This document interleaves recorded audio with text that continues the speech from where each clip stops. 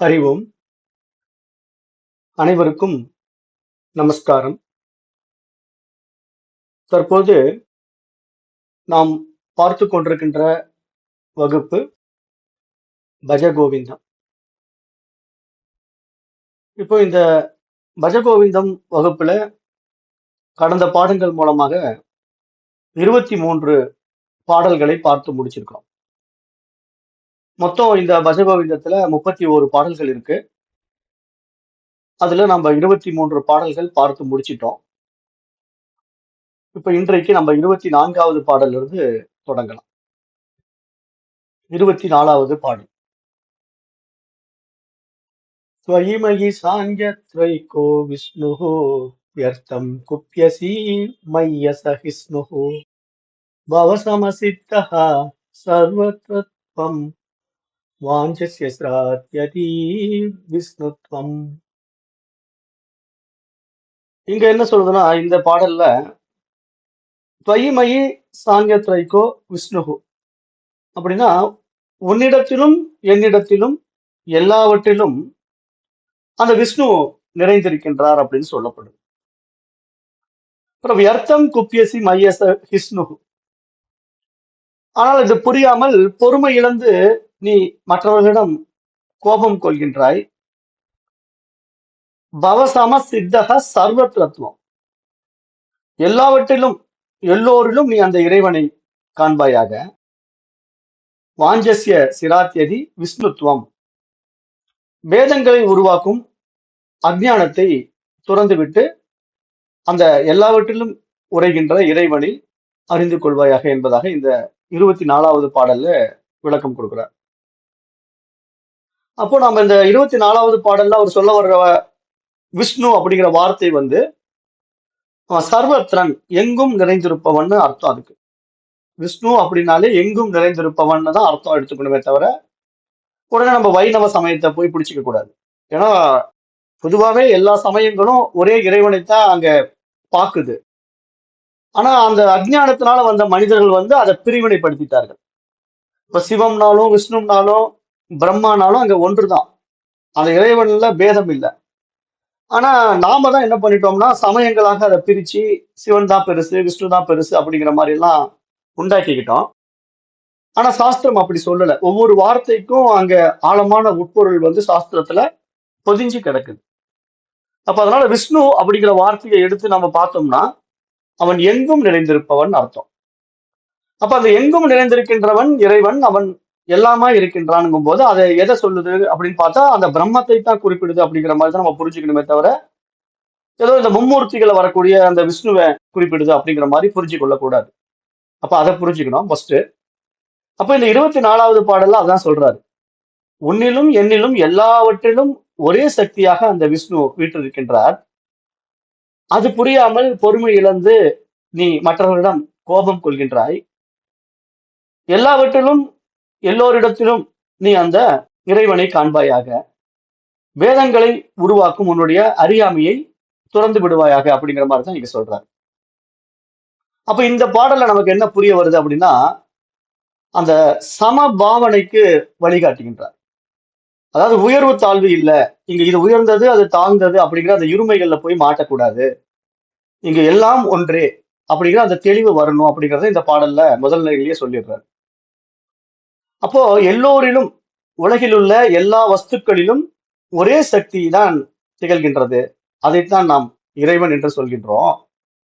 அப்படி இருக்கும்போது எங்கும் எதிலும் வியாபித்திருக்கின்ற அந்த இறைவனிடத்திலே எப்படி நமக்கு காழ்ப்புணர்ச்சி வர முடியும் அல்லது கோபதாபங்கள் உண்டாக முடியும்? அது புரியாததுனால தான் நம்ம என்ன பண்றோம், ஒருத்தருக்கு ஒருத்தர் சண்டையிட்டு கொண்டிருக்கின்றோம், ஒருத்தர் மீது இன்னொருத்தர் கோபம் கொண்டிருக்கின்றோம். அது புரியாம பண்ணக்கூடிய செயல் அப்படிங்கிறார். ஏன்னா இங்க எங்கும் நிறைந்திருக்கின்ற அந்த இறை சக்தியை நம்ம பார்க்கும்போது இங்க ஏற்றத்தாழ்வுகள் கிடையாது. அது தெரியாம இருக்கிறதுனால தான் ஒருத்தனை பார்த்து இன்னொருத்தர் கோபம் படுறதும், ஒருத்தனை பார்த்து இன்னொருத்தர் பொறாமப்படுறதும், இந்த மாதிரி விஷயங்கள்ல அதிகமாக மக்கள் போய்விட்டார்கள். காரணம் என்னன்னா அந்த இருமை எண்ணங்கள் அவர்களிடத்திலே அதிகமாக ஏற்றி வைக்கப்பட்டு விட்டது. அந்த அஜ்ஞானம் தான் இங்கு மனிதர்களிடத்துல அந்த விரோத மனப்பான்மையும் உண்டாகி விட்டதுங்கிற மாதிரி சொல்றார். அப்ப நம்ம இங்க இன்னொருத்தர் மீது வந்து கோபம் காட்டுவது சரியில்லை அப்படிங்கறத நல்லா புரிஞ்சுக்கணும். ஏன் நமக்கு கோபம் வருகின்றது அப்படின்னா புரிதல் இல்லை. அதனால நம்முடைய மனதுல வந்து அந்த பொறுமையும் இல்லை. ஏன் அந்த பொறுமையும் இல்லை அப்படின்னு பார்த்தா அந்த இருமைகள் காரணம். அந்த இருமைகள் நீ வேறு நான் வேறு மற்றவைகள் எல்லாம் தனித்தனி அப்படிங்கிற அந்த இருமை மனப்பான்மை. அதுதான் இங்க அஜ்ஞானம் அப்படின்னு சாஸ்திரம் சொல்லுது. அதுதான் அறியாமை என்பதாக அறிந்து கொள். விட்டுவிடு. அந்த தவறான புரிதலை விட்டுவிடு அப்படின்னு தான் இங்க சொல்றாரு. அதுதான் இந்த வேர்த்தம் குப்பியசி மையச ஹிஷ்ணுகோ பவசம சித்தக சர்வத்ரத்வம் வாஞ்சசிய சிராத்யதி விஷ்ணுத்துவம் அப்படிங்கிறார். அப்போ அந்த ஒரு நிலையில எல்லாவற்றையும் இறைவனாக பார்க்கின்ற பொழுது, எங்கும் வியாபித்திருக்கின்ற விஷ்ணுவாக பார்க்கின்ற பொழுது அங்கு அஜ்ஞானம் அகன்றுவிடும். அந்த பேதமைகள் நம்மை விட்டு நீங்கிவிடும். அந்த அஜ்ஞானம் நீங்கும் போதுதான் நமக்கு அந்த ஒவ்வொன்றும் தனித்தனியான பேதமை இருப்பது நீக்கிக் கொள்ள முடியும். அப்போ அந்த புரிதல் வந்துவிட்டா நமக்கு மனதுல முக்கியமான விஷயம் என்ன ஆகும்னா சமநிலை உண்டாகிவிடும். இங்க நானும் சமம், நீயும் சமம். இங்க உயர்வு தாழ்வு கிடையாது. அப்ப அந்த சமநிலையில இருக்கும்போது மனிதனிடத்துல ஏற்றத்தாழ்வுகள் இருக்காது. அப்பதான் இந்த ஜாதி பேதங்கள் எல்லாம் ஒழியும். நீ வேறு நான் வேறு அப்படிங்கிற அந்த வேற்றுமையில் இருக்கின்ற வரைக்கும் தான் நீ உயர்ந்தவன் நான் தாழ்ந்தவன் அப்படிங்கிற அந்த ஜாதி பேதங்கள் கூட மனிதனிடத்திலே பரவி காணப்படுகிறது. அப்ப அது காரணம் என்னன்னா அந்த அஜ்ஞானம், அந்த புரிதல் இல்லாத நிலை அப்படிங்கிறத புரிஞ்சுக்கிட்டோம்னா, இப்ப இது மாதிரி பாடல்கள்ல மகான்கள் சொல்லக்கூடிய கருத்துக்களை நம்ம கேட்டுக்கிட்டோம் அப்படின்னா நம்ம என்ன பண்ணுவோம், சமநிலைக்கு வந்துடுவோம். நம்முடைய பாவனை வந்து சம பாவனையாக மாறி எல்லாவற்றையும் சமமாக பார்ப்போம்.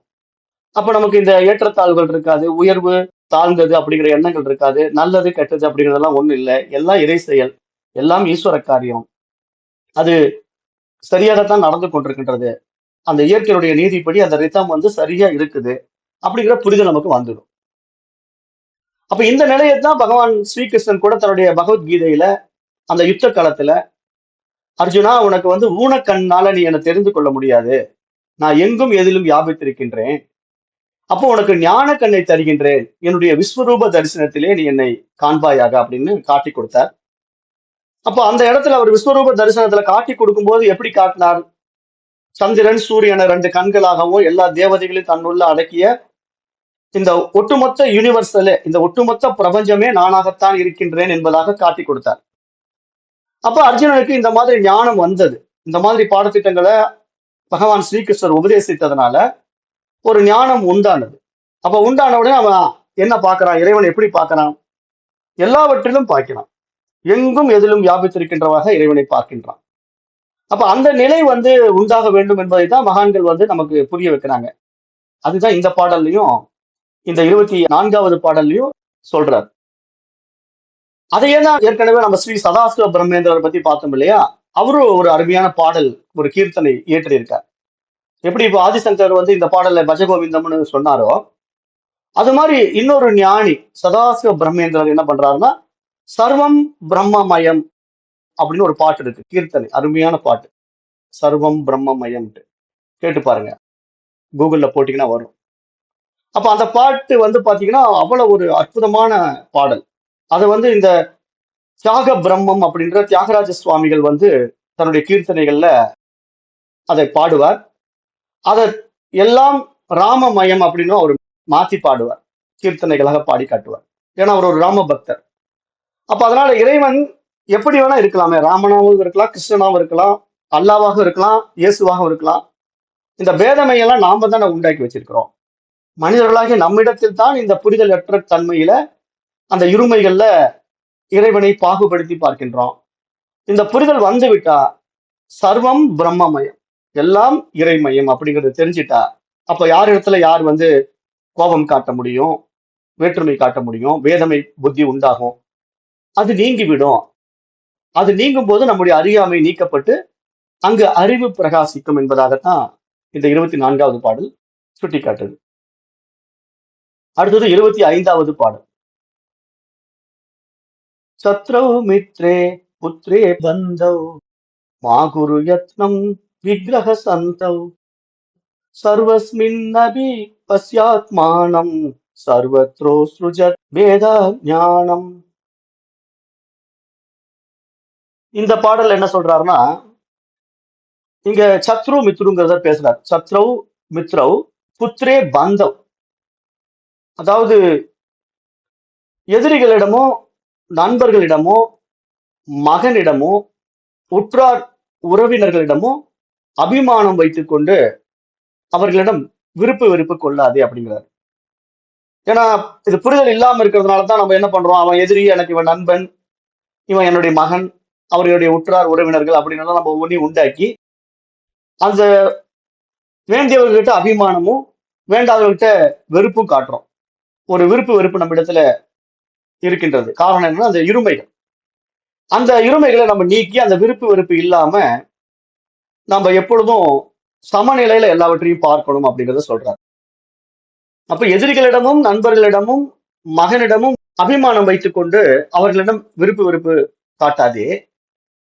அதாவது பிரம்ம பதம் அல்லது ஆத்ம சாட்சா்காரம் கிடைக்க வேண்டுமானால் எல்லாவற்றிலும் சமபாவனை நிலையை அடைய வேண்டும் என்பதாக சொல்றார்.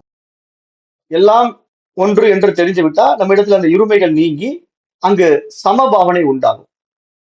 அப்ப அந்த சமபாவனை உண்டாக வேண்டும் என்றால் நம்ம இடத்திலே இங்க எதிரி, நண்பன், அப்புறம் மகன், மற்றவர்கள் அப்படிங்கிற அந்த இருமைகள் இருக்கக்கூடாது. தன்னுடைய குடும்பம், தன்னுடைய ஆட்கள் என்ற ஒரு பற்றும், அவர்கள் தனக்கு வேறானவர்கள் என்ற ஒரு வெறுப்பும், அப்புறம் எதிரி, நண்பன் அப்படிங்கிற மாதிரி எல்லாம் பார்க்காம எல்லாவற்றிலும் இருந்து நீங்க வேண்டும் என்கிறத இங்க சொல்றாங்க. சத்ரௌ மித்ரே புத்ரே பந்தவ் மாகுரு யத்னம் விக்கிரக சந்தவ்.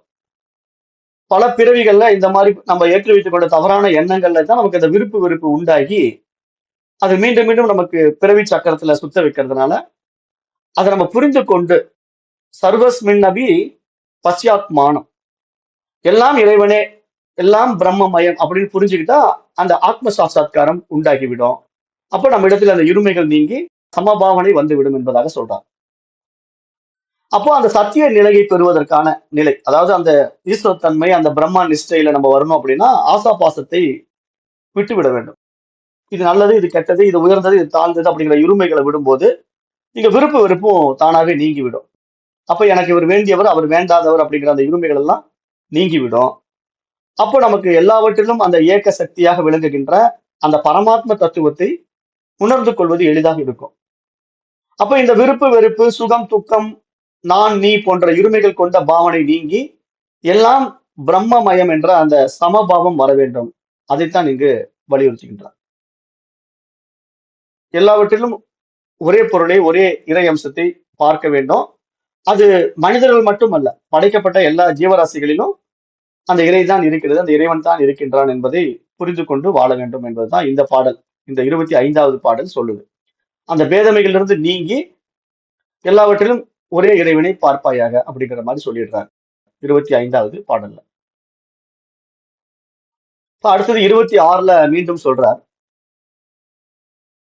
காமம் குரோதம் லோபம் மோகம் த்யக்வாத்மானம் பஸ்யதி சோகம் ஆத்ம ஞான விஹினா மூடா தே பஷ்யந்தே நரகனி கூடா.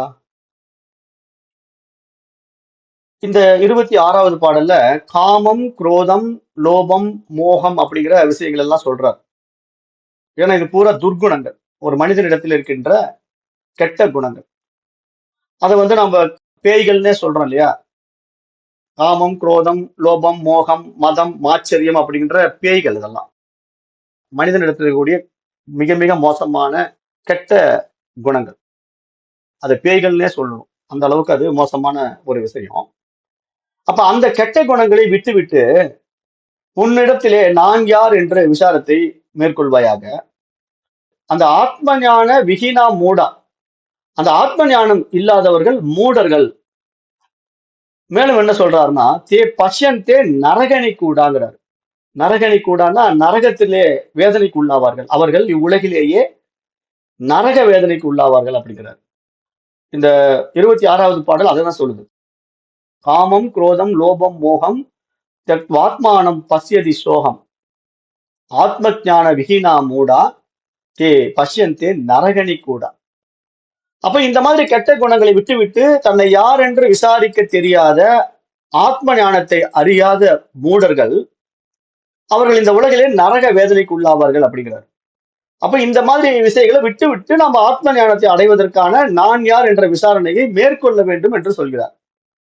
ஏன்னா இந்த குணங்கள் எல்லாம் வச்சுக்கிட்டு தானே இவன் நான் யாருன்னு விசாரணை செய்ய முடியாம இருக்கிறான். கெட்ட குணம் இருக்கிறவனுக்கு வந்து நான் யாருங்கிற விசாரணை வராது.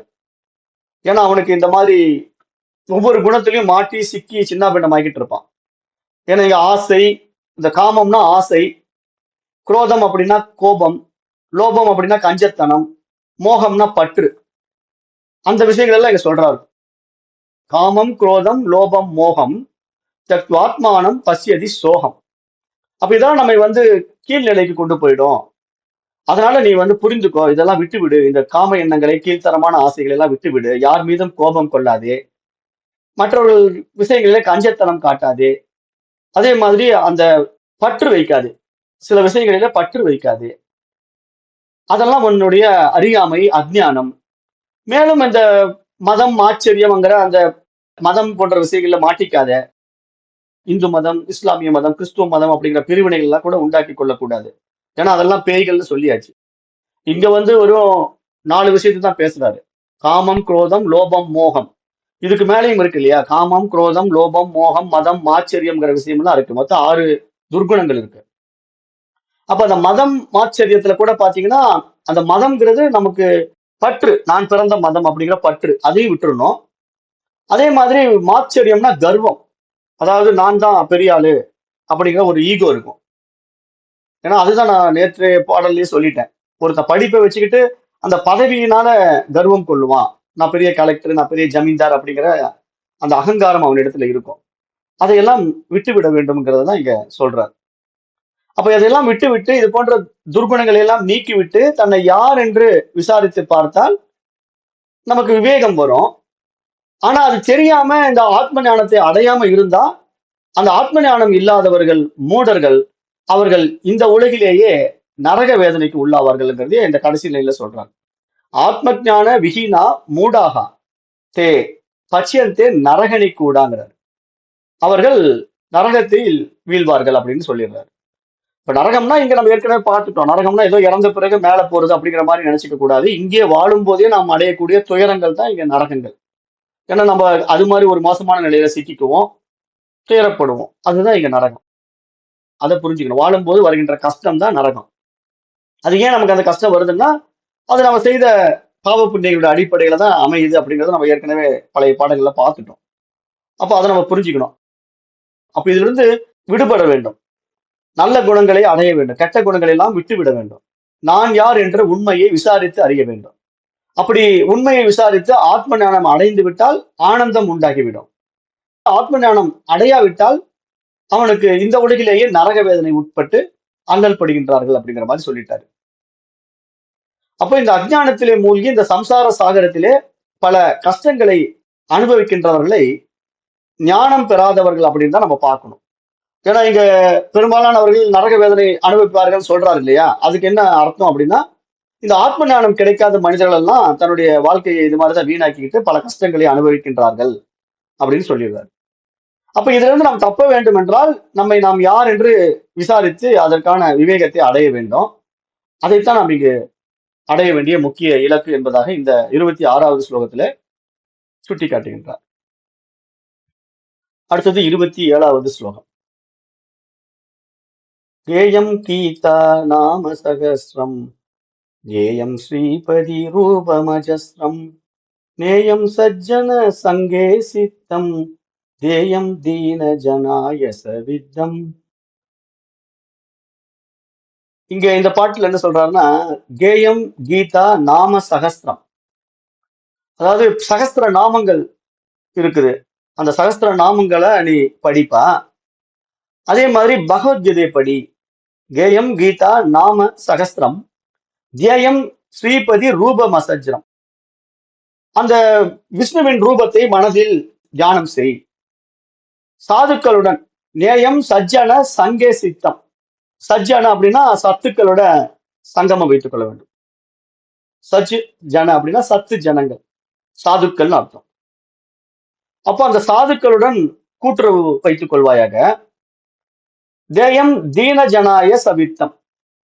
அப்போ அறியாமையில் இருக்கின்ற அந்த ஏழ்மையானவர்களுக்கு உன்னுடைய பொருளாதாரத்தை தானம் செய். ஜனாயச வித்தம். வித்தம்னாலே இங்க வந்து நம்ம கிட்ட இருக்கிற செல்வங்கள். அந்த செல்வத்தை தானம் செய். தீன ஜனாயச வித்தா. அப்ப தீன ஜனங்கள் தான் ஏழ்மையானவர்களுக்கு தானத்தை செய்வாயாக அப்படிங்கிற மாதிரி இந்த 27வது பாடல்ல சொல்லிடுறாரு. அப்ப இந்த 27வது பாடல்ல அவர் சொல்ல வர்ற விஷயம் என்ன அப்படின்னு பார்த்தா, இந்த 1000 நாமங்கள் இருக்கு இல்லையா, சகஸ்திர நாமங்கள். அந்த பகவான் பற்றி 1000 நாமங்களை வந்து யார் எழுதுறாருன்னா வியாசர் தான் எழுதுறாரு.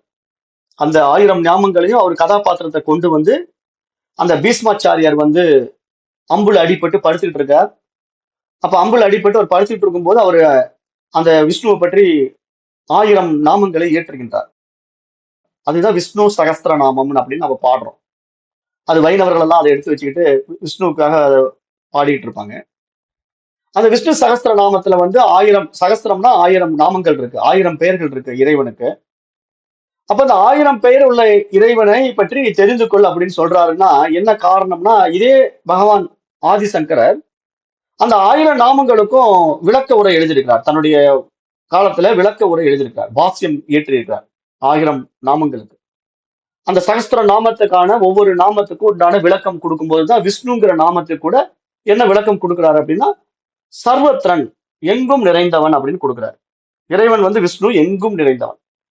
அப்போ நம்ம ஒவ்வொரு நாமத்துல எப்படி பார்த்தாலும் அது எல்லாமே பிரம்மத்தை தான் குறிப்பிடுது. அது வந்து ஒரு தனிப்பட்ட ஒரு வைணவ கடவுளாகிய பெருமாளை குறிப்பிடுவதாக நம்ம நினைத்துக் கொள்ளக்கூடாது. ஏன்னா நிறைய பேர் என்ன பண்ணிட்டாங்கன்னா, இந்த சமயங்களை பிரிச்சு வச்சுக்கிட்டதுனால அந்த விஷ்ணு சம்பந்தப்பட்ட நாமங்கள் எல்லாம் விஷ்ணுவுக்கே உரித்தானதுங்கிற மாதிரி ஒரு இமேஜை கிரியேட் பண்ணிட்டாங்க. அது காரணம்னா அந்த பற்று, தன்னுடைய சமயம் அப்படிங்கிற ஒரு பற்றுல வந்து அதை கொண்டு வந்து இணைச்சிக்கிறாங்க இல்லையா, அப்படித்தான். இப்ப சைவ சித்தாந்தம் என்ன பண்ணுது, அவர்களுடைய பற்று காரணமா அவர்கள் சில சித்தர்களை இவரெல்லாம் கூட அவங்க இணைச்சிக்கிறாங்க. இப்ப திருமூலருடைய திருமந்திரம் வந்து சைவ சித்தாந்தத்துல இணைக்கப்பட்டிருக்கு இல்லையா. அப்ப சைவ சித்தாந்தத்துல திருமந்திரம் இணைக்கப்பட்டிருக்குன்னா திருமூலர் என்ன சைவரா இருந்தாரா, சைவ சித்தாந்தத்தில் இருந்தாரானா கிடையாது.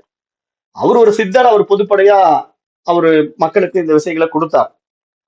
ஆனா இதெல்லாம் எடுத்து எப்படி இணைச்சுக்கிட்டாங்க அப்படின்னா, அந்த காலத்துல வாழ்ந்த அரசர்கள் வந்து தன்னுடைய செல்வாக்கை வைத்து அதுக்கான புலவர்களை கொண்டு வந்து அதை இணைச்சார். அப்படித்தானே இந்த சைவ சித்தாந்தத்துல அரங்கேற்றம் பண்ணும்போது சேக்கிலாரை வச்சு எல்லாம் மதுரையில அரங்கேற்றம் பண்ணாங்க. இந்த சைவ சித்தாந்த பாடல்களை எல்லாம் எடுத்து சமுதாயத்துக்கு கொடுத்தாங்க. 63 நாயன்மார்களை வந்து தொகுத்தாங்க. அப்ப இதெல்லாம் வந்து மனிதர்களாக நாம் தான் உண்டாக்கி கொண்டதுங்கிறத நல்லா புரிஞ்சுக்கணும். ஏன்னா இங்க வந்து சைவ சமயத்துல 63 சமய குறவர்கள் அப்படின்னு கொண்டு வராங்க இல்லையா, 63 நாயன்மார்கள். இவர்கள் வந்து 63 பேரை கொண்டு வந்த உடனே வைணவர்கள் என்ன பண்றாங்க, 12 ஆழ்வார்களை கொண்டு வந்துடுறாங்க. அவர்கள் ஒரு 12 பேரை தூக்கிட்டு வந்து இவர்கள் எல்லாம் விஷ்ணுவை வழிபட்டவர்கள் அப்படின்ட்டு அவங்க ஒரு 12 பேரை காட்டுறாங்க. இவங்க ஒரு 63 பேரை காட்டுறாங்க. ஆனா இதெல்லாம் வந்து ஒரு சமய பற்று. ஏன்னா இங்க அப்படி பார்த்தா வெறும் 63 பேர் தான் இருக்காங்களா, இல்ல இல்ல, எத்தனை ஆயிரம் கோடி பேர் இருக்காங்க. அவர்களெல்லாம் தெரியாது, நமக்கு யாருன்னே தெரியாது. ஏன் தெரியல, இவர்களை எப்படி தெரியுது? இந்த 63 நாயன்மார்களை மட்டும் நமக்கு தெரியுது, 12 ஆழ்வார்களை மட்டும் நமக்கு தெரியுது.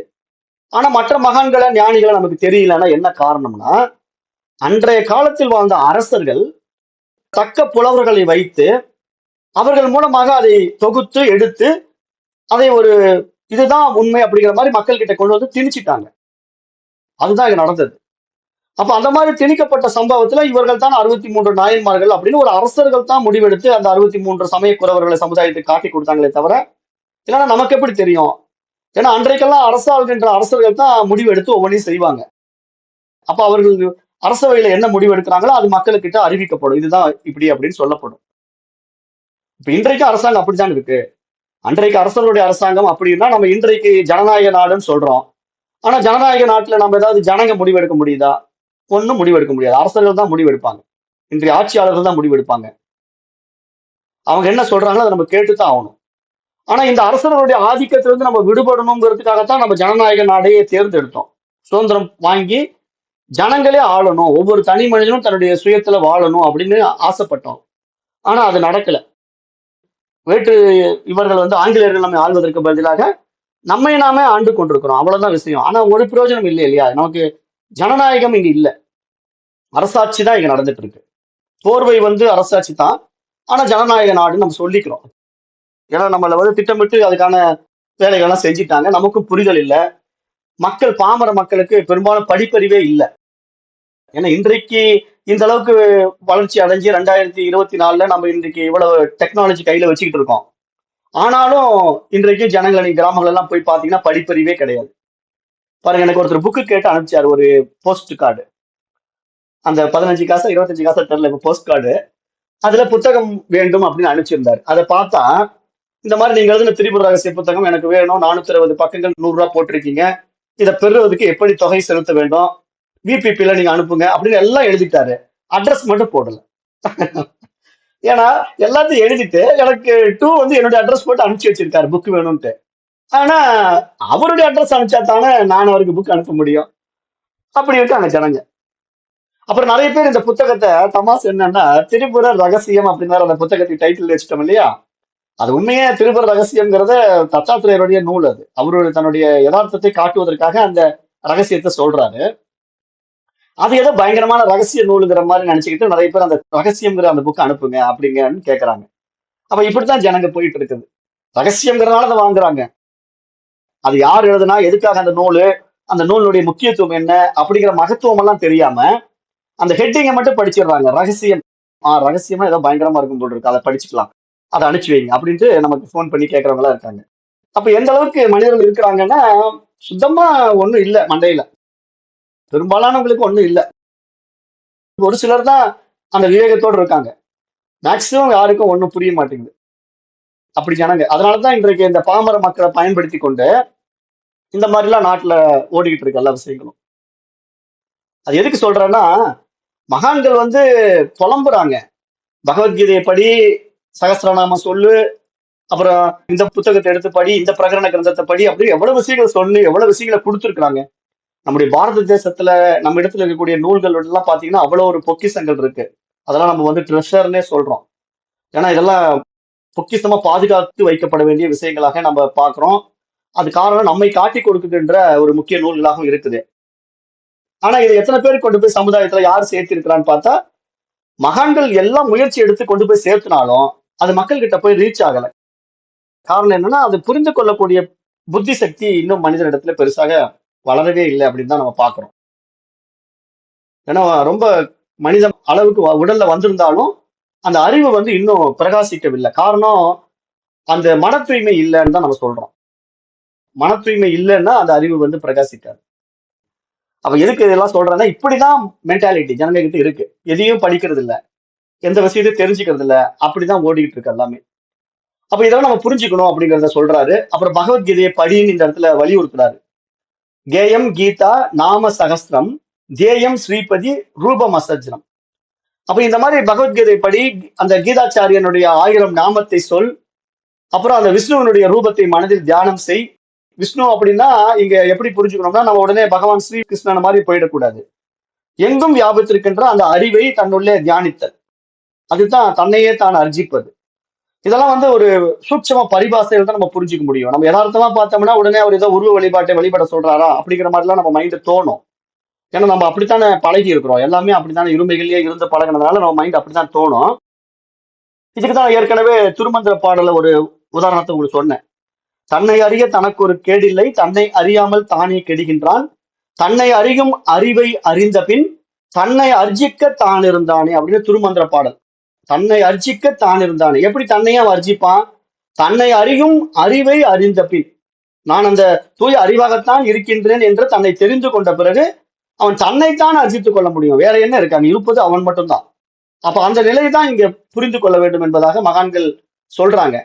ஆனா அதை என்ன பண்றாங்கன்னா, எடுத்து எழுதக்கூடிய உரையாசிரியர்கள் வந்து அவர்களுக்கு சாதகமாக அந்த இறைவனை வடிவத்துக்குள்ள கொண்டு வந்து மக்கள் கிட்ட குழப்பிடுறாங்க.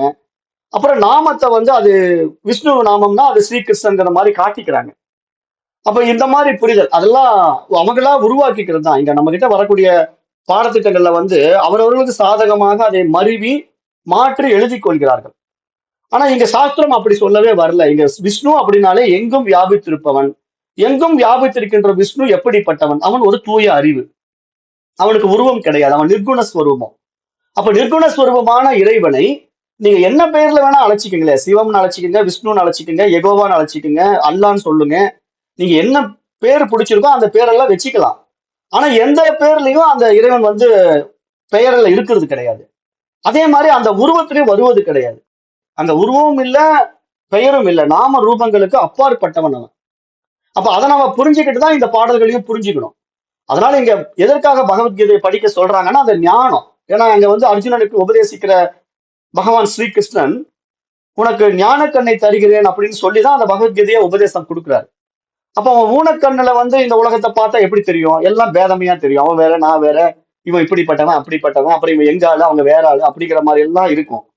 அது ஊனக்கண்ணால பார்க்கின்ற பார்வை. அதை நீ ஞான கண்ணால பார்த்தீங்கன்னா, இது மாதிரி கீதை படிச்சுட்டு ஞான கண்ணால பார்த்தீங்கன்னா ஒரு தெளிவு வந்துடும், அந்த புரிதல் வந்துடும். அப்ப இங்க எல்லாம் ஒன்றுதான் அந்த புரிதல் வந்து விட்டா அந்த பேதமைகள் நீங்கிவிடும்.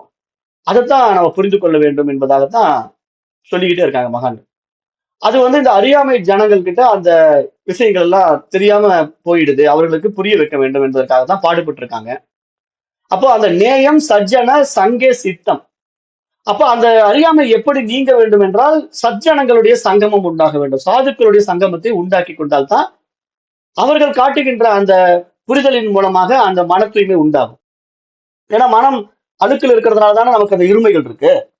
அந்த அஜ்ஞான மனதை, அந்த அழுக்கு மனத்தை அவர்கள் வெளுத்து விடுவார்கள், அவர்கள் அதை வந்து புனிதப்படுத்தி விடுவார்கள். ஏன்னா அவர்கள் சொல்லக்கூடிய விஷயங்கள்ல இந்த மனசு என்ன பண்ணும், உள்வாங்கி உள்வாங்கி அதை பத்தி விசாரம் பண்ணும். இவர் சொல்றது சரியா, எப்படி சொல்றாரு, இது எந்த வகையில நியாயம், இது கரெக்டா இருக்குமா அப்படின்னு தனக்குள்ளேயே சுய விசாரம் பண்ணும். ஏன்னா எப்பயுமே நம்ம வந்து மற்றவர் சொல்றது அப்படியே ஏத்துக்க கூடாது. அப்படியே ஏற்றுக்கொள்பவன் மூடன். அதனாலதான் சாஸ்திரம் என்ன சொல்றதுன்னா, ஒரு சமயத்துல போய் சிக்கிறது கூட அந்த மூடத்தனத்தினாலதான் போய் சிக்கிக்கிறாங்க. அதை அப்படியே ஏத்துக்கிறாங்க, அது சத்தியம் நம்புறாங்க, அதை விசாரணை செய்து பார்ப்பதில்லை அப்படின்னு மகான்கள் வந்து சங்கடப்பட்டு சொல்றாங்க. திருவள்ளுவரும் அதை சொல்றாரு. திருவள்ளுவர் தன்னுடைய திருக்குறள்ல எப்பொருள் யார் யாருவாய் கேட்பினும் அப்பொருள் மெய்ப்பொருள் காண்பது அறிவு அப்படிங்கிற அந்த அறிவை பற்றியே தான் அவர் அப்பயும் பேசுறாரு. நீ உண்மையிலே ஒரு மனித பிறவிக்கு வந்த அறிவாளியாக இருந்தா, பகுத்தறிவு பரிமாணத்துல உயர்ந்தவனாக இருந்தா, ஒருத்தர் சொல்றத அப்படியே கேட்காத. எப்பொருள் யார் யாருவாய் கேட்பினோம் அப்பொருள் மெய்ப்பொருள் கண்டுபிடிச்சுக்கோ, அதனுடைய உண்மைத்தன்மையை உணர்ந்துக்கொள், அதுதான் உனக்கு இருக்கிற அறிவினுடைய அம்சம் அப்படின்னு சொல்லும் போது, அப்ப நம்ம அதை விசாரித்து பார்க்கும் போது இங்க அறிவு மட்டும்தான் இருக்குதுங்கிறது தெரிய வந்துடும். அப்புறம் இங்க எல்லாமே அதுதான். அப்ப இங்க அது புரியறதுக்கு வந்துட்டாலே போதுங்க, அந்த பேதமை நீங்கி விடும் இல்லையா? அதுதானே மெய்ப்பொருள். அந்த மெய்ப்பொருளை நம்ம கண்டுபிடிச்சிட்டோம்னா நம்ம அந்த தூய அறிவாகத்தான் இருக்கிறோங்கிறது புரிந்து போயிடும். அப்ப அதை நம்ம வந்து இப்படி புரிஞ்சுக்கிட்டு படிக்கணுமே தவிர, ஏதோ ஒரு இனப்பற்று, ஒரு மதப்பற்று அல்லது ஒரு சமயப்பற்று வச்சுக்கிட்டு படிச்சோம் அப்படின்னா அது வந்து நமக்கு ஆத்ம ஞானத்தை கொடுக்காது. ஏன்னா இப்போ சைவ சமயத்துல இருக்கிறவங்க எல்லாம் பகவத்கீதை படிக்க மாட்டாங்க, அவங்க பகவத்கீதையை தொடவே மாட்டாங்க. அது கிருஷ்ண பரமாத்மா சொன்னது, நாங்கெல்லாம் கிருஷ்ணனை வழிபடவே மாட்டோம், எங்களுக்கு சிவம் தான் கடவுள் அப்படின்னு அதை ரிஜெக்ட் பண்ணிடுவாங்க. அப்ப இந்த பேதமை புத்தி காரணம் என்ன? அந்த பகவத்கீதையை வந்து கிருஷ்ணன் வழிபாடு, விஷ்ணு வழிபாடு, அதனால நமக்கு அது தேவையில்லை அப்படிங்கிற மென்டாலிட்டி. அதுதான் இருமைகள். இப்ப அதே மாதிரி விஷ்ணு சமயத்துல இருக்காங்க இல்லையா, அவங்க என்ன பண்ணுவாங்கன்னா தேவாரம் திருவாசகம் படிக்க மாட்டாங்க. அவங்க என்ன சொல்லுவாங்கன்னா, எனக்கு பகவத்கீதையே போதுங்க, அந்த தேவாரம் திருவாசகம் நான் படிச்சு என்ன பண்ண போறேன், அது நமக்கு வேண்டாம் அப்படிம்பாங்க.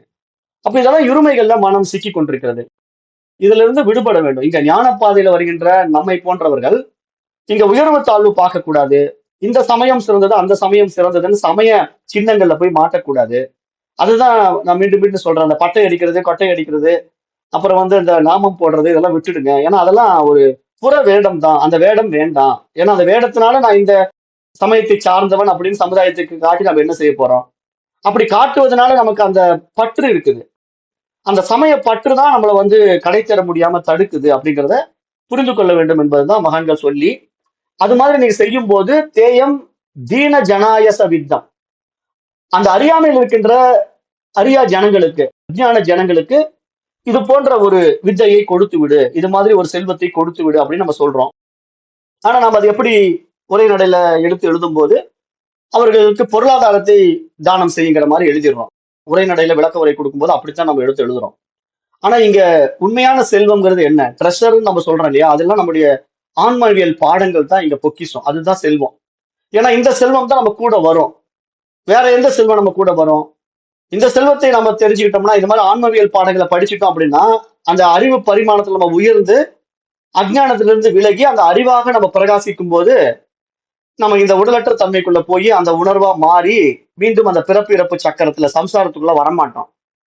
ஆனா நம்ம வந்து பொண்ணும் பொருள் தான் வித்தை, அதுதான் வித்தம், அதுதான் செல்வம் அப்படின்னு நினைச்சுக்கிட்டு அதை நோக்கி ஓடிக்கிட்டு இருந்தோம்னா அது நம்ம சாகும்போது எடுத்துட்டு போக முடியுமான்னா எடுத்துட்டு போக முடியாதுல்ல. எவ்வளவு கோல்டு வச்சிருந்தாலும் எவ்வளவு பேங்க் பேலன்ஸ் இருந்தாலும் இங்கே விட்டுட்டு தான் போகணும். ஆனா இந்த ஞானம் அப்படி கிடையாது. இந்த ஞானம் வந்து உங்களுடைய செல்வமா நீங்க ஏத்துக்கிட்டீங்கன்னா அது உங்களை அந்த நிலைக்கு உயர்த்தி விட்டு அது உங்க கூடவே இருக்கும். அது என்றைக்கும் உங்களை விட்டு நீங்காது. ஏன்னா அதுதான் இங்க ஞானம். அந்த விஷயம் தான் இங்க நம்ம புரிஞ்சுக்கணும். ஏன்னா ஞானம் அப்படின்னாலே அது அறிவுன்னு தான் அர்த்தம். ஞானம், ஞானி அப்படின்னு எந்த வார்த்தையை நம்ம உபயோகப்படுத்தினாலும் அது அறிவை தான் குறிப்பிடுதுங்கிறதையும் நம்ம ஆழமா புரிஞ்சுக்கணும். அந்த அடிப்படையில தான் இங்க சொல்ல வராரு. கீதா படி, அந்த சகஸ்ர நாமங்கள் படி, அந்த விஷ்ணுவை நினைச்சுக்கோ, அந்த விஷ்ணுவையே சதா தியானம் பண்ணு. அப்புறம் அறியாமையில் இருக்கின்ற ஜனங்களுக்கு இந்த பாடங்களை கொடுத்துரு, இந்த வித்தையை கொடுத்துரு, இந்த செல்வத்தை கொடுத்துரு அப்படின்னு சொல்றாரு. அப்ப மகான்கள் எல்லாம் இப்படித்தான் மக்களை வழிநடத்தி கொண்டு போகணுங்கிறத நமக்கு ஆழமாக புரிய வச்சுட்டாங்க. அதையும் நம்ம இங்க புரிஞ்சுக்கணும்.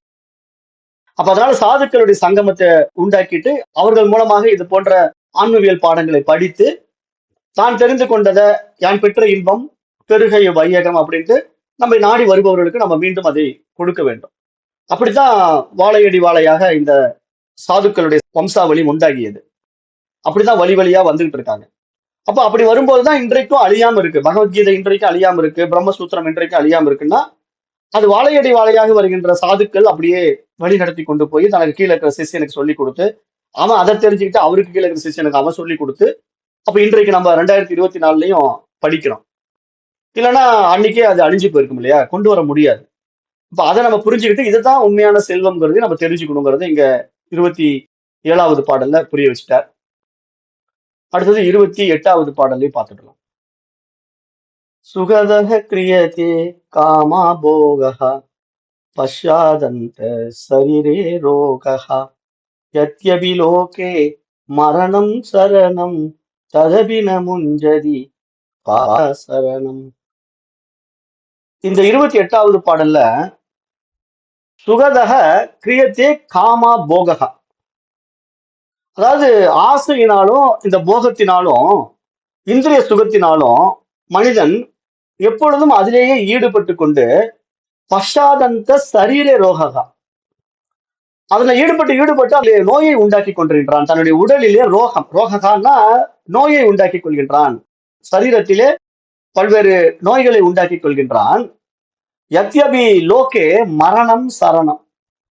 அப்ப இந்த நிலை என்ன நடக்குது அப்படின்னா, இந்த மாதிரி ஒரு மனிதன் ஆசையினால அலர்ந்து உழன்று திரிந்து காமத்தினாலையும் போகத்தினாலையும் அதில் ஈடுபட்டு நோய்களை உண்டாக்கி அந்த நோயின் காரணமாக மரணத்திலே அவனுடைய வாழ்க்கை முடிந்து விடுகின்றது. மரணம் சரணம் அப்படின்னா மரணத்தோடு அது முடிவடைகின்றது, நிறைவடைகின்றதுன்னு அர்த்தம்.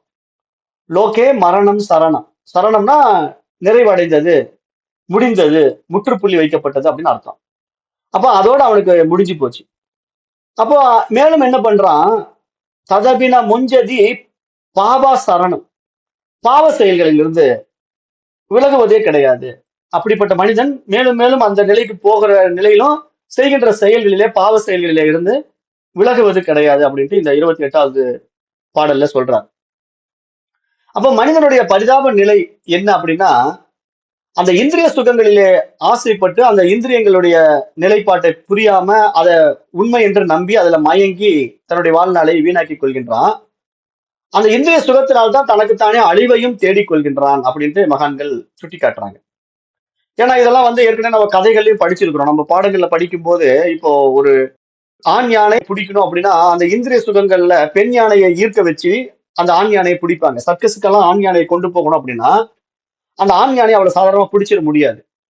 அந்த ஆண் யானையை பிடிக்கணும்னா பெண் யானையை வரவழைச்சிடுவாங்க.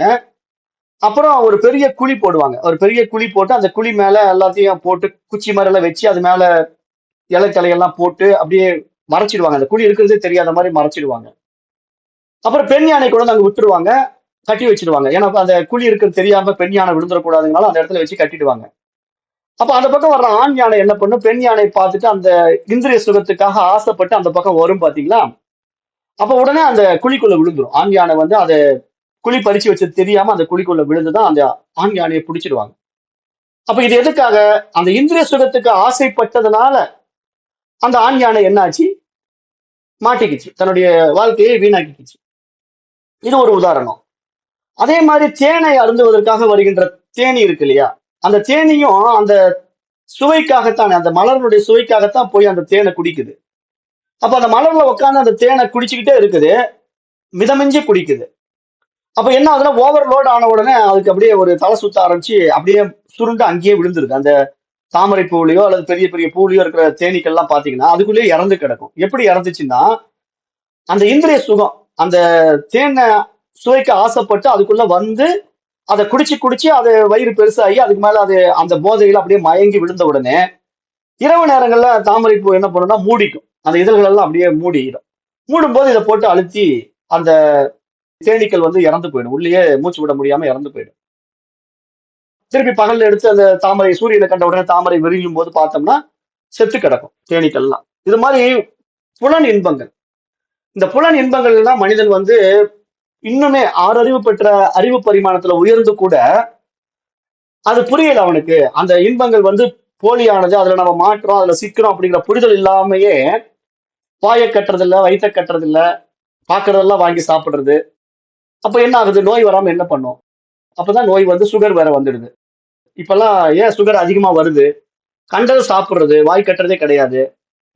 அது இன்றைக்கு ஃபாஸ்ட் ஃபுட் எல்லாம் வந்ததுக்கு அப்புறம் பாத்தீங்கன்னா பர்கர், பிஸா எல்லாமே மைதாவில் செய்யப்பட்ட உணவுகள் பூரா இன்னைக்கு மார்க்கெட்டிங் பண்ண ஆரம்பிச்சிட்டாங்க. ஏன்னா நான் ஆல்ரெடி சொல்லிக்கிட்டே இருப்பேன், நம்ம மைண்ட் எல்லாம் வந்து கமர்சியல் ஆயிடுச்சு. மனித மனம் வந்து மக்களுக்கு நன்மை செய்யக்கூடிய மனசே இப்பெல்லாம் இல்ல. எல்லாமே கமர்சியல். கமர்சியல்னா தான் மட்டும் வாழணும், மற்றவங்க எப்படியோ நாசமா போட்டும் அப்படிங்கிற சமுதாய சீர்கேடு. அப்படி வந்துட்டாங்க இல்லையா? அப்ப அதனால பாத்தீங்கன்னா இன்னைக்கு மைதாவில் செய்யப்பட்ட ப்ராடக்ட் எல்லாம் பாத்தீங்கன்னா நூடுல்ஸ் அது இதுன்ட்டு போட்டு சின்ன குழந்தைகள் எல்லாம் கவர் பண்ற மாதிரி டிவியில விளம்பரம் பண்ணி எல்லா மைதா ப்ராடக்ட்டும் வந்து ஏதாவது ஒரு ரூபத்துல மாறி மாறி மார்க்கெட் பண்றாங்க. டைரக்டா மைதான்னு கொடுத்தா மார்க்கெட் ஆக்க முடியாது. அதனால பரோட்டா பரோட்டா போட்டோம்னா பறக்குது இல்ல. பரோட்டா ஸ்டால்னா பாத்தீங்கன்னா சாயந்தரம் ஆனா எவ்வளவு எத்தனை கிலோ பரோட்டா மாவு பிசையறான் அத்தனையும் பறந்துடுது. அவ்வளவும் பரோட்டா தின்னு தின்னு ஜனங்கள்லாம் பாத்தீங்கன்னா வயிறு வீங்கி தொப்பை போட்டு அதுல மைதாவில வந்து கலக்கக்கூடிய ஒரு கெமிக்கல் வந்து அவனுக்கு சக்கரை வியாதியை உண்டாக்குது அப்படின்னு சயின்டிஸ்ட் சொல்றாங்க. அதாவது ஆராய்ச்சி பண்ணி சயின்டிஸ்ட் என்ன சொல்றாங்கன்னா, கோதுமை கழிவு தான் மைதா. கோதுமையெல்லாம் எடுத்த பிறகு கடைசியா இருக்கக்கூடிய அந்த கழிவு வந்து மைதாவில் ப்ராசஸ் பண்ணும்போது அதுக்கு ஏதோ ஒரு கெமிக்கல் போடுறாங்க. அந்த கெமிக்கல் பேர் மறந்துட்டேன். அந்த கெமிக்கல் ப்ராசஸ் பண்ணும்போது அந்த கெமிக்கல் போட்டா தான் மைதா வந்து அப்படியே பொழு பொழுன்னு ஊதுரும். அது நமக்கு வேணுங்கிற மாதிரிலாம் செய்ய முடியும். அதனால அந்த கெமிக்கலை போட்டு மைதாவை தயார் பண்ணி மார்க்கெட் பண்ணும்போது டைரக்டா மைதாவா மார்க்கெட் பண்றதை தான் நம்ம பரோட்டா சாப்பிடுறோம். அப்புறம் நூடுல்ஸ், மற்ற பர்கர், பிஸா அப்படி என்னென்ன ஐட்டம் இருக்கோ மைதாவில் செய்யப்பட்ட ஐட்டம் வந்து பேர் தான் மாறி மாறி வருமே தவிர எல்லாம் மைதா தான்.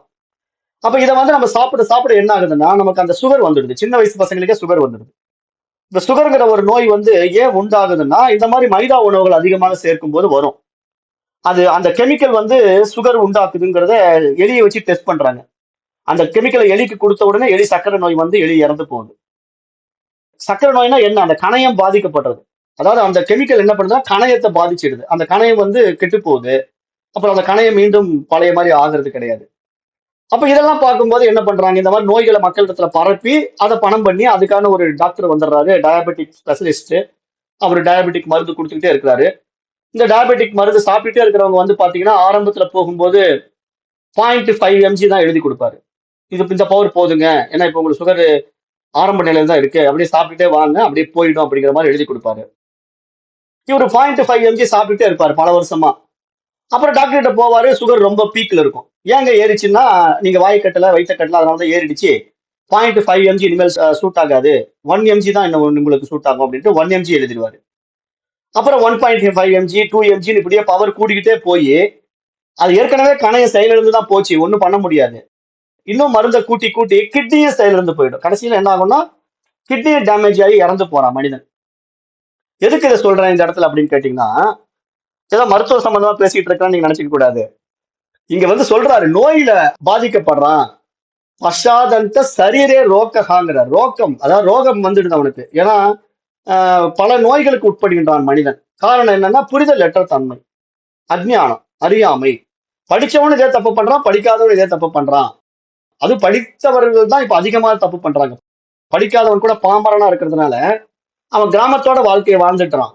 ஆனா படித்தவர்கள் தான் லக்ஸூரியஸ் வாழ்க்கைக்கு ஆசைப்பட்டு சிட்டிக்குள்ள வந்து இந்த மாதிரி எல்லாம் தன்னை அழிச்சுக்கிறாங்க. நிறைய பேர் தன்னை தானே அழிச்சுக்கிறாங்க. அப்ப இதுல எப்படியெல்லாம் இன்றைக்கு போயிடுச்சுங்கிறத நம்ம பார்க்கிறோம் இல்லையா? இன்றைய இளைய சமுதாயம் எல்லாம் எங்க போய் சிக்கிட்டு இருக்கு? கஞ்சா, மது இதுல போய் மாட்டிக்கிச்சு. காலேஜ் பசங்க பூரா கஞ்சா வச்சிருக்காங்கன்ட்டு தானே செய்தி வருது. அப்ப காலேஜ் பசங்க எல்லாம் கஞ்சா வச்சிருக்காங்கன்னா அவன் என்ன பண்றான்? படிக்கிறானா? கஞ்சா அடிக்கிறானான்னு தெரியல. அந்த மாதிரி போயிடுச்சு கலாச்சார சீர்கேடு. அப்ப கஞ்சா அடிக்கிற பசங்களை பிடிக்க போகும்போது என்ன பண்றான்? மாடியில இருந்து விழுந்து தற்கொலை பண்ணிக்கிறான். முடிஞ்சதா வாழ்க்கை? அவன் வந்து இப்படி வாழ்றதுக்கா அப்பா அம்மா பெத்து வளர்த்துறாங்க. அப்ப இங்க என்ன தவறு நம்ம புரிஞ்சுக்கணும்னா, அந்த பையனுடைய வாழ்க்கைய அவனை காலேஜ்ல படிக்க வச்சு பெரிய ஆள் ஆக்கணும்னு ஆசைப்பட்ட அம்மா அப்பாவுக்கு அந்த பையனுக்கு என்ன கல்வி கொடுக்கணுங்கிற அடிப்படை உண்மை தெரியல. ஏதோ அவன் காலேஜ் படிச்சு பெரிய ஆள் ஆயிட்டா நிறைய சம்பாதிச்சிருவான் அப்படிங்கிற மணி மோட்டிவ்ல தான் அவனை படிக்க வைக்கிறாங்க. இது மாதிரி ஆன்மவியல் பாடங்களை அவனுக்கு சிறு வயதுல கொடுக்கல. கொடுத்திருந்தானா அவன் எதுக்கு கஞ்சா அடிக்கிறான், கஞ்சா வியாபாரம் பண்றான். அப்ப காலேஜ்ல போய் கஞ்சா வியாபாரம் பண்ணிட்டு கஞ்சா அடிச்சிட்டு இருக்கான்னா அவனுக்கு எப்படிப்பட்ட கல்வி முறை புகுத்தப்பட்டிருக்குங்கிறது நம்ம புரிஞ்சுக்கணுங்கிறதுக்காகவும் இங்க சொல்றேன். அப்ப இதெல்லாம் வந்து என்ன ஆகும்? நோயா தான் மாறும். இந்த மாதிரி செய்யக்கூடிய தவறுகள் பூரா ஒரு நோயாக மாறி அவன் தன் வாழ்க்கையை வீணடித்து விடுகின்றான். அந்த பிறவியை பயனற்றதாக மாற்றிக் கொள்கின்றான். அப்போ யத்யபி லோகே மரணம் சரணம். அந்த நிலையிலே அவனுக்கு மரணம்தான் முடிந்த முடிவாக இருக்கின்றது. முற்றுப்புள்ளி வைக்கப்படுகிறது. அவனுடைய வாழ்க்கை முடிந்து விட்டது. அது அவனுடைய உலக வாழ்க்கைக்கு முடிவு உண்டாக்கி விட்டது. லோகே மரணம் சரணம். அவன் அந்த உலகத்திலிருந்து விடுபட்டு விடுகின்றான் அப்படின்னு இருக்காரு. அதுவும் எப்படி விடுபடுறான்? விவேகம் இல்லாமல் விடுபட்டு விட்டான். அறிவு இல்லாதனால்தான் அழித்துக் கொண்டான். ஏன் அறிவில்லாமல் அழித்துக் கொண்டான்? புலன்களில் பற்று வைத்து விட்டான். அந்த புலன் இன்பத்தினாலே சிக்கிக் கொண்டான். புகைப்பிடிப்பது, மது அருந்துவது, இந்த மாதிரி நம்ம என்னென்ன விஷயங்கள் ஈடுபடுறோமோ அதெல்லாம் புலன் இன்பம் தானே. நம்ம சாப்பிடுற சாப்பாட்டுல இருந்து நமக்கு என்னென்ன கெட்ட பழக்கங்கள் இருக்கோ அத்தனையும் புலன் இன்பம் தான். அந்த புலன் இன்பத்துல சிக்கி சின்னாபின்னமாகி போய்விடுகின்றான் மனிதன். அதனால நோய் வந்து தன்னைத்தானே அழித்துக் கொள்கின்றான். அது அவனுக்கு எங்க முடியுதுன்னா அந்த உலக வாழ்க்கைக்கு ஒரு முற்றுப்புள்ளியாக மரணத்தில் முடிந்து விடுகின்றது. அப்படிப்பட்டவன் ஏற்கனவே அவன் செய்த அந்த அஞ்ஞான செயல்களினாலே உண்டான பாவ புண்ணியங்கள் அவனுக்கு வந்து சேர்ந்து விட்டதுனால அதுல இருந்து அவன் விடுபட முடியாது. ததபின முஞ்சதி பாபா சரணம். அப்ப அவன் வந்து அந்த பாவ செயல்களிலிருந்து விடுபட முடியாமல் அதை முடித்துக் கொள்ள முடியாமலேயே மரணத்தை அடைகின்றான் அப்படின்ட்டு இந்த 28வது ஸ்லோகத்திலே தெளிவாகவே சொல்லிட்டார். அப்ப இந்த அஞ்ஞானத்திலிருந்து நம்ம அறியாமையிலிருந்து விடுபட வேண்டும். புலன் இன்பங்களிலிருந்து நம்ம விடுபட வேண்டும். அப்ப அதற்கு யாரை நம்ம நாடணும்னா சாதுக்களை நாடும் போதுதான் அவர்கள் இந்த மாதிரி பாடங்களை எல்லாம் நமக்கு எடுத்து சொல்லி இது மாதிரிலாம் தவறான வழியில போகாதீங்க, நல்வழியில வாழுங்க அப்படின்னு நமக்கு புரிய வைப்பாங்க. அதை புரிஞ்சுக்கிட்டா தன்னுடைய வாழ்க்கையை நம்ம ஆனந்தமா வாழ்வது போல தன்னுடைய குழந்தைகளுடைய வாழ்க்கையும் ஆனந்தமாக வாழ வைக்க முடியும். ஏன்னா அப்பா அம்மாவுக்கு அறிவு இருந்தா தான் குழந்தைக்கும் அறிவு வரும். அப்பா அம்மாவே தப்பா போனா அந்த குழந்தை எப்படி இருக்கும்? அதுவும் தப்பா தானே போகும். பெரியவங்க அப்படி என்ன பண்ணணும்னா சிறிய வயதிலேயே இந்த பாடங்களை கத்துக்கணும் அப்படின்னு தான் நம்ம மீண்டும் மீண்டும் சொல்றோம். எதுக்காக சொல்றோம்னா இந்த சின்ன வயசுல இளம் வயதுல ஒரு அப்பா அம்மா இந்த பாடத்தை படிச்சுட்டாங்கன்னா அவர்கள் ஒழுக்கமாக சரியாக வாழ்ந்து தன்னுடைய சந்ததிகளையும் சரியாக வாழ வைப்பார்கள். அந்த குழந்தைங்க தவறான பாதையில போகாது. அதுவே தானே இதெல்லாம் புரியாம தவறான பாதையில வாழும்போது தானும் அழிந்து விடுகின்றான். அவனுடைய சந்ததியே கூட இல்லாம போயிடுது. ஏன்னா அவன் இந்த மாதிரி தவறான பாதையில போய் தன் வாழ்க்கையை தானே அழித்துக் கொள்ளும் போது அவனுக்கு எங்கிருந்து சந்ததி வரும்? வாரிசுகள் வராமையே அவன் இறந்து போய் அடுத்த பிறவிக்கு போயிடுறான். அப்ப இந்த மாதிரி வாழ்க்கையில வாழ தெரியாம வாழ்ந்து இந்த மனித சமுதாயம் சீர்கேட்டை நோக்கி போகுது அப்படிங்கறத மகான்கள் அன்றைக்கே தெரிந்து இதை நமக்கு எடுத்து சொல்றாங்க. அப்ப நம்ம நல்வழியில திரும்ப வேண்டும், நல்லவர்களாக வாழ வேண்டும். அதற்கு நல்ல விஷயங்களை மகான்கள் மூலமாக கேட்க வேண்டும்ங்கிறதா இங்க முக்கியமாக பார்க்கப்படுது. அது வந்து 28வது ஸ்லோகத்துல தெளிவுபடுத்திட்டார். அடுத்தது 29வது ஸ்லோகம். அர்த்தமனர்த்தம் ஆவய நித்யம் நாஸ்திதஹா சுகலேசஹ சத்யம் புத்ராதபிதன பாஜாம் பீதிஹி சர்வத்ரைசா விகிதாரீதிஹி. இந்த பாடல் இந்த 29வது பாடல்ல அர்த்தம் அனர்த்தம் பாவய நித்தியம் என்ன ஒரு முக்கியமான வார்த்தை அப்படின்னா சொத்துன்னு வச்சுக்கிட்டு இருந்தீங்கனாலே கூடவே உனக்கு பயம் வந்துடும். ஏன்னா நிறைய சொத்து இருக்கிறவன் வந்து நைட்டு தூங்க மாட்டான். ஏன்னா எப்படி நம்ம பணம் போயிடுமோ, அப்படி வீணா போயிடுமோ, இப்படி ஏமாந்து போயிடுவோமோ அப்படின்னு அந்த பணத்தை பத்தியே சிந்திச்சுட்டு அந்த பயத்திலேயே வாழ்ந்துட்டு இருப்பான். ஏன்னா நிறைய பணம் வச்சிருக்கிறவன் என்ன பண்ணுவான்னா நிறைய இன்வெஸ்ட்மெண்ட் பண்ணுவான். ஷேர் மார்க்கெட்ல போடுவான், மல்டிபிளா இன்வெஸ்ட் பண்ணுவான். இந்த பிசினஸ்ல கொஞ்சம் அந்த பிசினஸ்ல கொஞ்சம் அப்படின்னு போடுவான். போட்டுட்டு எப்ப பார்த்தாலும் அந்த பிசினஸ்ல அந்த பணத்தை டெவலப் பண்ணுவதற்காகவே சிந்தனை பண்ணிட்டே இருப்பான். எப்படி இதுல போட்டா வந்துருமா, அதுல போட்டா வந்துருமான்னு ஆராய்ச்சி பண்ணிட்டே இருந்து ஷேர் மார்க்கெட் இறங்கும் போது கருக்கு கருக்குன்னு அப்படியே பயந்துட்டு இருப்பான். போச்சு, இன்னைக்கு நான் 50 லட்சம் ரூபாய் போட்டிருந்தேன், 20 லட்சமா மாறிடுச்சு, 30 லட்சம் அவுட் அப்படின்னு தலையில கையை வச்சுக்கிட்டு அப்படியே உட்காந்துட்டு இருப்பான். ஏன்னா அந்த 20 லட்சமும் வருமா போயிடுமாங்கிற அடுத்து பயம் வேற வந்துடும். அப்ப இப்படிதான் பணத்தை வச்சுக்கிட்டு பயத்திலேயே வாழுகின்ற மனிதர்கள் நம்ம பார்க்கிறோம் அப்படின்னு சொல்றாரு. அர்த்தம் அனர்த்தம் பாவய நித்தியம் நாஸ்திதகா சுக லேசக சத்தியம். அது எப்பொழுதும் நினைத்துக் கொண்டு அதிலிருந்து சுகம் கிடைப்பதில்லை என்றாலும் அதுதான் சத்தியம் என்பதாகவே அவன் பாவித்துக் கொண்டிருக்கின்றான். மேலும் புத்திராதபிதன பாஜாம் பீதிகி சர்வத்ரைசா விகிதா ரீதிகி. இங்க என்ன சொல்றாருன்னா, மேலும் இந்த தனவான்கள் தங்கள் குழந்தைகளாலும் பீதி அடைகிறார்கள். இதுதான் இன்றைக்கு உலகத்தினுடைய தற்போதைய நிலை அப்படின்றத அன்றைக்கு சொல்றாரு. சர்வத்ரைசா விகிதா ரீதி. அப்ப பாத்தீங்கன்னா பணக்கார குழந்தைகள் எல்லாம் பாத்தீங்கன்னா அப்பாவே அவங்களை கண்டு பயப்பட வேண்டியதா இருக்கு. காரணம் என்னன்னா அவர்கள் செல்வாக்கிலேயே வளர்ந்துட்டானுங்க இல்லையா, அவங்களுக்கு எல்லாம் கஷ்ட நஷ்டம் தெரியாம வளர்த்திடுறாங்க. ஏன்னா செல்வாக்கு, பணம், பதவி, அப்படியே ஜாலியா வளர்ற பையன், அதுக்கு தகுந்த மாதிரி அவனை படிக்க வைக்கிறதும் பெரிய பெரிய பெரிய ஸ்கூலு. அப்ப அங்கெல்லாம் என்னன்னா ஒண்ணுமே ஒழுக்கமே அங்க இருக்காது. காரணம் என்னன்னா அந்த ஸ்கூல்ல படிக்கிற பசங்க எல்லாமே பணக்கார பசங்களா இருக்கிறதுனால ஒருத்தருக்கு ஒருத்தர் கூடிய அந்த பேட் ஹேபிட் எல்லாம் அவனுங்களுக்குள்ளேயே ஸ்ப்ரெட் ஆயிடும். ஏன்னா எந்த டிசிப்ளினும் அங்க கத்துக் கொடுக்கப்பட மாட்டாங்க. காரணம் என்ன, 2 பேருமே பணம் பண்ண அப்பா அம்மா ஓடிட்டு இருப்பாங்க. பசங்க கிட்ட எந்த ஒரு நல்லொழுக்கமும் இருக்காது. ஏழை குழந்தைகள் வீட்டுலதான் நல்லொழுக்கம் இருக்கும். ஏன்னா அப்பா அம்மா கஷ்டப்பட்டு வந்ததுனால அவங்க தன்னுடைய கஷ்டம் தன் குழந்தைக்கு படக்கூடாதுங்கிறதுனால அவங்களை வளர்த்தும் போதே அந்த ஒழுக்க நீதிக்குள்ள கொண்டு வளர்த்துவாங்க. நீ இப்படி பண்ணக்கூடாது, இது தப்பு, சீக்கிரம் எழுந்திருக்கணும், இதை படிக்கணும் அப்படின்னு கொஞ்சம் சில விஷயங்களை கட்டாயப்படுத்தி குழந்தைகளை திருத்தி கொண்டு வருவாங்க. ஆனா பணக்கார வீட்டுல அப்படி இல்லை. பகட்டாக வாழ்றதுனால, பணத்துக்காக வாழ்வதனால அந்த குழந்தைகளுடைய வாழ்க்கையை கவலைப்பட மாட்டாங்க. அதை நான் ஏற்கனவே சொல்லிட்டேன். அவங்க எல்லாம் வேலைக்கு போயிடுவாங்க, வேலைக்காரி தான் குழந்தைய வளர்த்தோம் அப்படின்னு சொல்லிட்டேன். அந்த நிலை தான் பெற்றோர்களுக்கு கடைசியில் எங்க போய் முடியுதுன்னா ஓல்டேஜ் ஹோம்ல முடியுது. அதை நம்ம கண்கூட பார்த்துட்டு இருக்கிறோம். இப்ப அந்த மாதிரி இருக்கக்கூடிய தகப்பனுக்கெல்லாம் பயம் வந்துடுது இல்லையா, தாய் தகப்பனுக்கு பயம் வந்துடுது. அதுதான் சொல்றாரு, புத்ரா தபி பாஜாம் பீதிகி. அந்த குழந்தைகளினாலே பயம் வந்து விடுகிறது பெற்றவர்களுக்கு. காரணம் என்ன, அவன் அப்படி மாறிட்டான். கொஞ்சம் தலை தூக்கிட்டான்னா அப்பாவையே எதிர்த்துருவான். அப்புறம் அவங்ககிட்ட எல்லா கெட்ட பழக்கம் இருக்கும், கஞ்சா, மது, எல்லா கெட்ட பழக்கம் வந்துடும். ஏன்னா பணக்கார பையங்கனால எல்லா பேட் ஹேபிட் அவங்ககிட்ட ஒட்டிக்கும். ஏன்னா அவன் டெய்லி பாருக்கு போயிடுவான், ஃப்ரெண்ட்ஸ் எல்லாம் அப்படித்தான் இருக்கும். அப்ப அப்படி இருக்கிற பையன் வீட்டுக்குள்ள வந்தாலே அப்பா உதைக்கிற மாதிரி தான் வருவான். அப்ப பையனை கண்டவனே ஒரு ஊர்ல போய் ரூம்ல கதவை சாத்திக்குவார். அவ்வளவு பெரிய பணக்காரரா இருந்தாலும் பயம் இருக்கும். அந்த பணம் எல்லாம் அவர்களை காப்பாத்தாது. அப்ப என்னன்னா இங்க இந்த மாதிரி பணத்தை வச்சுக்கிட்டு வீணாக்கி விடுகிறார்கள், வாழ்க்கையை வீணாக்கி விடுகின்றார்கள். அது காரணம் என்ன, கருமித்தனம். தான் மட்டும் வாழ்ந்தா போதும், மற்றவர்கள் யாருக்கும் எந்த உதவி செய்யாம வாழணும். அப்ப இந்த மாதிரி சொத்தை வச்சுக்கிட்டு பயத்திலேயே வாழ்ந்துகிட்டு இருக்கிறவங்க நல்ல நிலையில அந்த பணத்தை சம்பாதிச்சிருப்பாங்களான்னா அதுவும் சொல்ல முடியாது. காரணம் என்னன்னா அவரவர் வினைவெளி அவரவர் அனுபவம் அப்படிங்கிற மாதிரி சில தவறான வழியில சம்பாதிக்கப்பட்ட பணம் இந்த மாதிரி தவறான வழிகள்ல செலவாகிறதையும் தடுக்க முடியாது.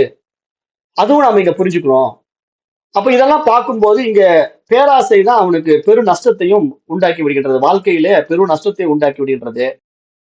அந்த பெரு நஷ்டம் என்பது பொருளாதாரமா மட்டும் நம்ம பார்க்க கூடாது. அந்த குடும்பமே சின்ன பின்னமாக செதஞ்சு போகுது. ஏன்னா அவர்கள் நினைக்கிற மாதிரி வாழ முடியல, அவங்க எதிர்பார்த்த மாதிரி சந்ததி அமையல. அப்ப எங்க பார்த்தாலும் என்ன ஆயிடுது, கல்யாணம் பண்ணிக்கிட்டு டிவோர்ஸ் கேஸ் ஆயிடுது, ஒருத்தருக்கு ஒருத்தர் வாழ பிடிக்காம விவாகரத்து பண்ணிக்கிறாங்க. அப்ப இந்த மாதிரி ஒரு மனித சமுதாயமே சீர்கேடை அடைகிறது, புரிதல் இல்லாததுனால. அப்ப இதெல்லாம் புரிஞ்சுக்கிட்டா தான் அந்த பணம் எதற்காக தேவை, அந்த பணத்தினுடைய முக்கிய பங்கு என்ன, அது எந்த வலையில நமக்கு பயன்படணும், அதை வச்சு நம்ம எப்படி வாழணும் அப்படிங்கிற அடிப்படை உண்மைகளை புரிந்து கொண்டு வாழுகின்றவர்களுக்கு அந்த பணம் அவர்களை பாதிக்காது. அந்த பணத்தை வச்சுக்கிட்டு அவங்க தான தர்மங்கள், நற்காரியங்கள் அப்படிலாம் செய்து சமுதாயத்துல நல்ல விதமா வாழ்ந்துட்டு வேலை முடிச்சுட்டு போயிடுவாங்க நல்லவர்கள். ஆனா இவர்கள் தனவான்கள் என்ன பண்ணுவாங்கன்னா இந்த மாதிரி பணத்தை கருமித்தனமாக மேலும் மேலும் சேர்த்து யாருக்கும் கொடுக்காம அவர்கள் குடும்பத்துக்குள்ளேயே குழந்தைங்களோட சண்டை சச்சரவுல ஈடுபட்டு அதனால மோதல்கள் சொத்து தகராறாகி அப்புறம் அது கொலையில முடிகிற குடும்பங்கள் எல்லாம் நம்ம பார்க்கிறோம். நிறைய குடும்பங்கள் அந்த பொருளாதாரத்துக்காக கொலை அளவுக்கு போய் முடிஞ்சு போகுது. இன்னைக்கெல்லாம் நிறைய கேசஸ் எல்லாம் அப்படிதான் வருது கோர்ட்ல. அப்ப இந்த மாதிரி மரண பயம் தனவான்களுக்கும் இருக்கின்றது. அவர்கள் பிள்ளைகளாலே கொல்லப்பட்டிருக்கிறார்கள் அப்படிங்கிறது நம்ம புரிஞ்சுக்கணும். அதை நம்ம பத்திரிகையிலும் பார்க்கிறோம். தினசரி பத்திரிகையில நாம மகனாலேயே அப்பா கொல்லப்பட்டிருக்கிறதையும் நம்ம பார்க்கிறோம். அப்ப அந்த பணத்தாசை தான் ஆளையும் கொன்று விடுகிறது அப்படிங்கிறது அந்த காலத்திலே பழமொழியாக சொல்லப்பட்டிருக்கு. பணம் ஆளை கொல்லும் அப்படின்னு ஒரு பழமொழி இருக்கு. அப்ப அந்த பணம் தான் அவனை கொன்று விடுகிறது அப்படிங்கறத நம்ம நன்றாக புரிந்து கொள்ளணும். பணத்தாசை எப்ப தொடங்கியது அப்படின்னு பாத்தீங்கன்னா அந்த காலத்திலேயே தொடங்கி விட்டது. ஏன்னா பஞ்ச பாண்டவர்கள் எதற்காக சண்டை போட்டார்கள்? இந்த ராஜ்யத்துக்காகத்தானே சண்டை போட்டார்கள். அப்போ அரசாங்கத்துல அவரு தம்பிக்கு சொத்து கொடுக்க கூடாதுன்னு ஆசைப்பட்டதுனால தானே அவர் வந்து தன்னுடைய தம்பி பையனுக்கெல்லாம் பணம் போகக்கூடாது, தன்னுடைய பசங்க மட்டுமே அனுபவிக்கணும் அப்படிங்கிற ஒரு எண்ணத்துல அவர் சொத்தை பிரிச்சு கொடுக்க மாட்டேன்னு சொல்லிட்டாரு. அப்ப அந்த சொத்தை பிரிச்சு வாங்கணும் அப்படின்னு இவங்க தன்னுடைய பங்குக்காக சண்டை போட்ட போய் தான் மகாபாரத போரே நடந்தது. அப்ப இந்த மாதிரி எல்லாம் ஏன் நடக்குது அப்படின்னா எல்லாம் பணம் தான். அந்த உற்றார் உறவினர்கள் சகோதரர்கள் எல்லாம் அந்த போர்ல கொல்லப்பட்டார்கள். மகாபாரத போர்ல இறந்தவர்கள் எல்லாம் யாரு? இவருடைய அண்ணன் தம்பிகளே தான், இவருடைய சகோதர சகோதரிகளே தான். இவர்களுடைய தாய் மாமன், தாத்தா, பாட்டி, மாமா, மச்சான் எல்லாமே இறந்துட்டாங்க. ஏன்னா சொத்துக்காக சண்டை. அப்ப இது அந்த காலத்திலேயே கதைகள்ல, மகாபாரத கதைகள்ல நமக்கு புரிய வைக்க மகான்கள் முயற்சி எடுத்திருக்கிறாங்க. ஆனா நாம தான் புரிஞ்சுக்கல. காரணம் என்னன்னா நம்ம வந்து இன்றைக்கு வரைக்கும் அதை புரிஞ்சுக்காதனாலதான், பகவத்கீதையெல்லாம் படிக்காதனாலதான், மகாபாரதத்தை எல்லாம் எப்படியெல்லாம் புரிஞ்சுக்கிட்டு பார்க்காதனாலதான் இன்றைக்கு பணத்தாசையிலேயே பலரும் இறந்து கொண்டிருக்கிறார்கள், கொல்லப்பட்டுக் கொண்டிருக்கின்றார்கள். இன்னைக்கு எப்படி எல்லாம் பணம் சம்பாதிச்சா பணக்காரனாகலான்ட்டு தப்பான வழியில சம்பாதிக்கிற பணக்காரர்கள் கூட பல வகையில கொல்லப்பட்டு விட்டார்கள் நம்ம பாக்குறோம். செய்திகள்ல வந்துகிட்டே இருக்கு. வீடு கட்டிட்டு இருக்கும் போதே கொலை பண்ணப்படுது. பங்களா கட்டிட்டு இருக்குன்னா அப்பயே கொண்டு விடுறாங்க. அந்த பங்களாக்குள்ளேயும் அவன் போல, அனுபவிக்கவே அவன் உள்ள போல, இறந்து போறான். அப்ப இது மாதிரிதான் மனித வாழ்க்கை. அப்ப இங்க புரிந்து கொண்டு வாழுகின்ற மனிதன் பயம் இல்லாமல் வாழலாம். ஏன்னா இங்க என்ன தேவை? உண்ண உணவு, உடுக்க உடை, இருக்க இடம் என்ற அத்தியாவசிய தேவைகளுக்காக சம்பாதிக்கணும். அதை அற வழியில சம்பாதிச்சு வாழ்ந்தா போதும். அநியாயமா சம்பாதிச்சோம்னா அது வந்த மாதிரியே போகும். அது நமக்கு புரியணும். வந்த மாதிரியே போயிடும், தப்பிக்க முடியாது. ஏன்னா இதுதான் இயற்கையுடைய நியதி. ஆனா ஆடம்பரமாக வாழ்வது போல அப்போதைக்கு தெரிந்தாலும் பிற்காலத்தில் அதே பணத்தினாலே அவர்கள் அழிக்கப்பட்டு விடுகிறார்கள்.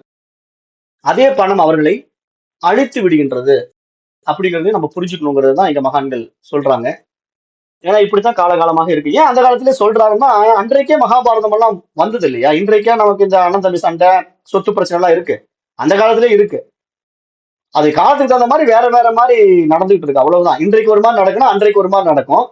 இன்றைக்கு சட்டத்திட்டங்கள் இப்படி கடுமையாக்கப்பட்டதுனால இங்க கொலை கொள்ளைகள்லாம் நடக்கிறது வச்சு நம்ம சட்டம் போலீஸ்ன்னு போறோம்.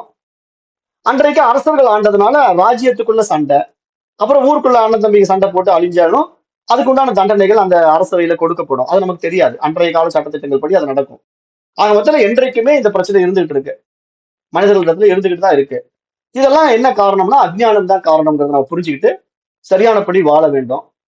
அதை இந்த 29வது ஸ்லோகத்துல தெளிவுபடுத்துறார். அப்புறம் இன்னும் ஒரு 2 ஸ்லோகம் இருக்கு, 30, 31. அதை நம்ம நாளை வகுப்புல பார்த்து நாளையோட நம்ம இந்த பஜகோவிந்தத்தை நிறைவு செய்வோம். நாளைக்கு இந்த 2 பாடல்கள் மூலமா சில விஷயங்களை விரிவாக பார்க்கலாம். இன்றைக்கு நான் இந்த 29வது பாடலோட இந்த வகுப்பை நிறைவு செய்கின்றேன். நன்றி. ஓம் தத் சத்.